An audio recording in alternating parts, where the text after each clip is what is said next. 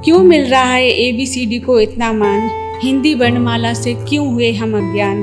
हिंदी ने दिए तक्षशिला नालंदा जैसे विश्वविद्यालय, चाणक्य नीति है जग में विख्यात, फिर क्यों अपने ही विद्यालयों में अंग्रेजी को मिला है इतना मान।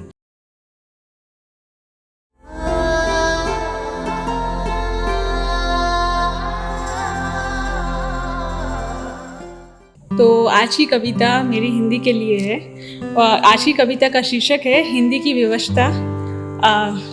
आशा करती हूँ मैं आप तक पहुँचूँ कि मैं हिंदी पूछती हूँ एक सवाल, मैं हिंदी पूछती हूँ एक सवाल, जब मुझसे बढ़ता तुम्हारा मान, जब मुझसे बढ़ता तुम्हारा मान, फिर क्यों घट रहा मेरा सम्मान।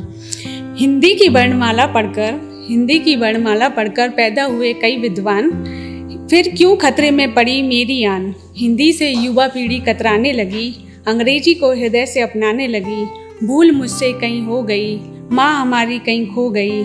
संस्कृत ने दिया मुझे जीवन, संस्कृत ने दिया मुझे जीवन, जिससे उपजे जनगण मन। हिंद देश के निवासी, हिंदी है तुम्हारी वाणी, हिंदी में लिखी गई कई शूरवीरों की कहानी। शास्त्रों का संगम हूँ मैं, ज्ञान का भंडार हूँ मैं, कई भाषाओं का संग्रह हूँ मैं। तुलसी, मीरा, रहीम, सूरदास की पहचान हूँ मैं। चैत्र वैशाख विलुप्त हो गए, काका खागा खो गए। क्यों मिल रहा है ABCD को इतना मान, हिंदी वर्णमाला से क्यों हुए हम अज्ञान। हिंदी ने दिए तक्षशिला नालंदा जैसे विश्वविद्यालय, चाणक्य नीति है जग में विख्यात, फिर क्यों अपने ही विद्यालयों में अंग्रेजी को मिला है इतना मान। हिंदी गुणों की खान है, हिंदी की वरीयता में अपने देश की आन बान और शान है। हिंदी में मातृत्व है, हिंदी में संस्कार, हिंदी में संवेदनाएं हैं, हिंदी में संसार। हिंदी से हिंदुस्तान है, हिंदी पर गर्व करो, यही हमारा स्वाभिमान है। और आखिरी 4 लाइन के अतीत के हर किस्से में हिंदी, अतीत के हर किस्से में हिंदी, तेरे मेरे किस्से में भी हिंदी, भारत के गौरव में हिंदी, हमको मिला एक उपहार है हिंदी। शुक्रिया।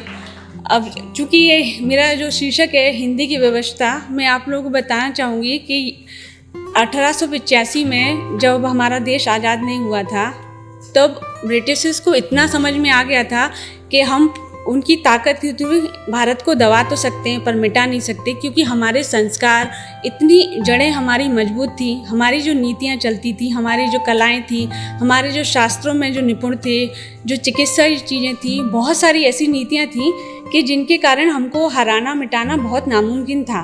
तो उन्होंने बहुत एक ऐसी चाल चली, मतलब जिससे एक वो हिंदी में कहावत है कि सांप भी मर जाए और लाठी भी नहीं टूटे।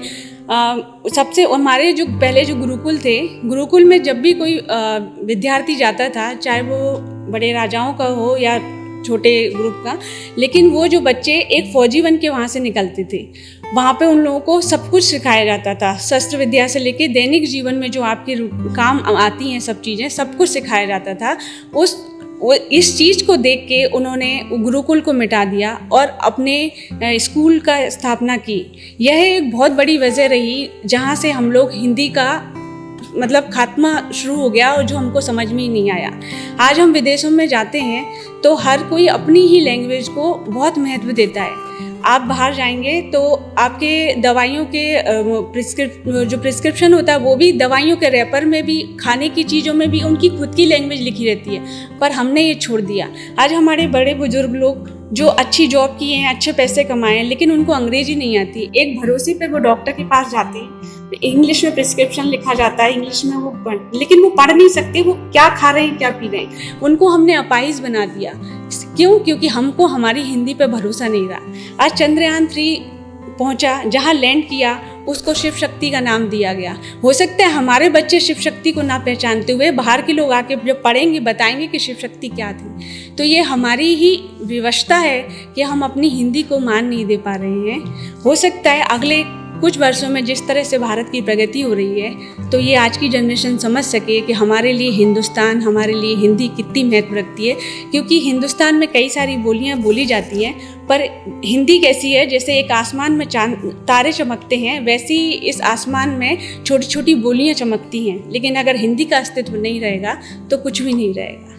धन्यवाद।